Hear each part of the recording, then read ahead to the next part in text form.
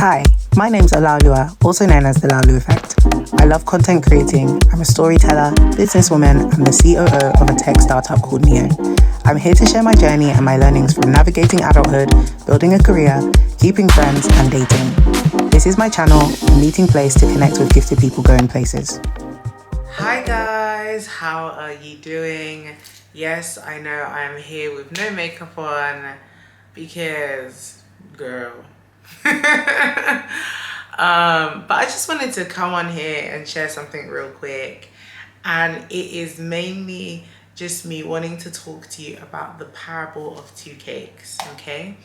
And this parable came from a session that I had with my coach and therapist, and we were having a conversation one time, and he told me this parable. It was a real life story, but he now spun it and gave me some questions that I have been reflecting on, and I actually feel like I should share those questions with you. Okay, so he tells this story. He kicks off the story on this parable of two cakes, and he talks about how he had a staff meeting and he wanted to do something special for his staff. So he went out of his way to find a chocolate Belgian gâteau cake and a fresh cream cake with fresh fruit. So he bought two cakes, two different varieties. And, you know, normally in the staff room, people normally shoot around an email and say, hey, there's cake in the staff room. But he decided he wasn't going to do that. He was going to go up to as many of his team members that he saw, and he was going to invite them to have a slice of cake when they had the chance to. Now, he asked me a question. He said, Laulu, what was I investing in them? And I was like, quality, good cake.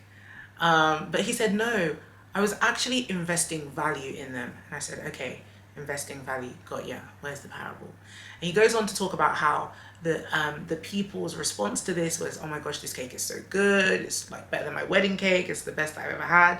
I was like, okay, I'm hearing you. Where are we going with this? He then said, Laulu, a lot of these people don't even value themselves. They value how they are perceived by others, but they don't actually value themselves intrinsically. And this is where the learning started to pour in. Upon reflection, I really thought about this, and I realized something. He said, I learned firstly that every man, woman has a lot of intrinsic value. We are priceless people. We have a value that doesn't really have a price tag. How much do you put on the value of someone's life? You can't, right? It's priceless.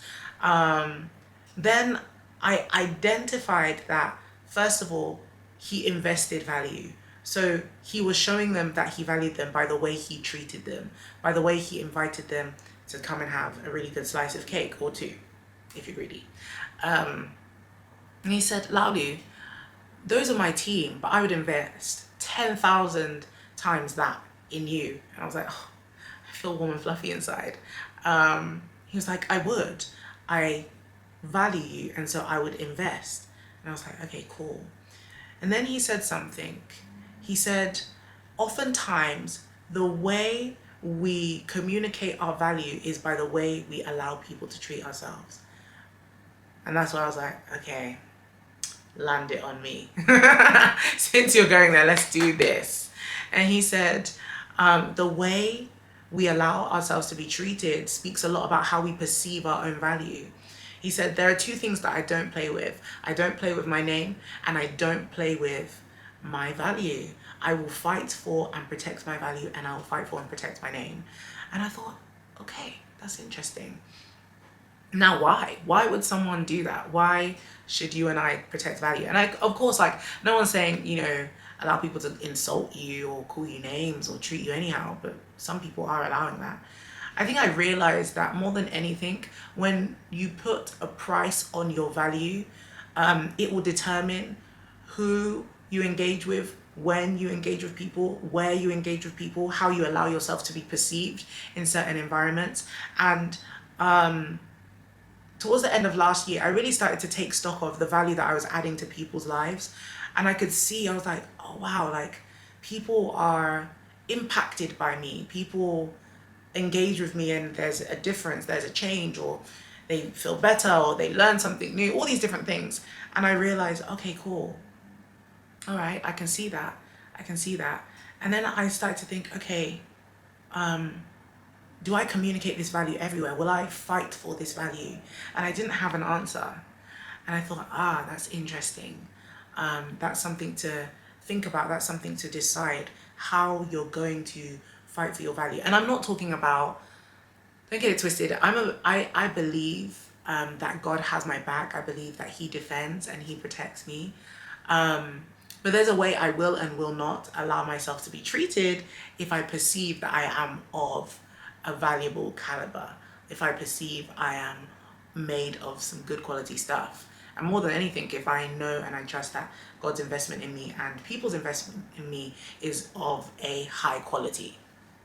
And I realized, okay, that will determine how I allow people to engage with me. That will determine when I allow people to engage with me. That will determine what I give of myself, what I allow myself to invest. And I was like, okay, cool. And I think that when it comes to value, it's one of those interesting things. Like, you don't want to value yourself. You don't want to see yourself too highly, right? You don't want to become full of yourself. Although I think that a level of arrogance is very necessary.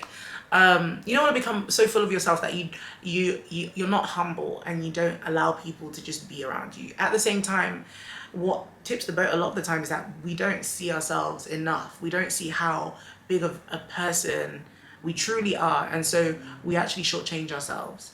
And that's really what I came on here to say. I just wanted to leave some food for thought and see what you guys think. Comment below. I want to have a conversation with you about value, about how that's perceived. Is it even important for you? I think that it's becoming something important to me just because I realize it has indirectly determined every encounter I have ever had and how I allowed it to go.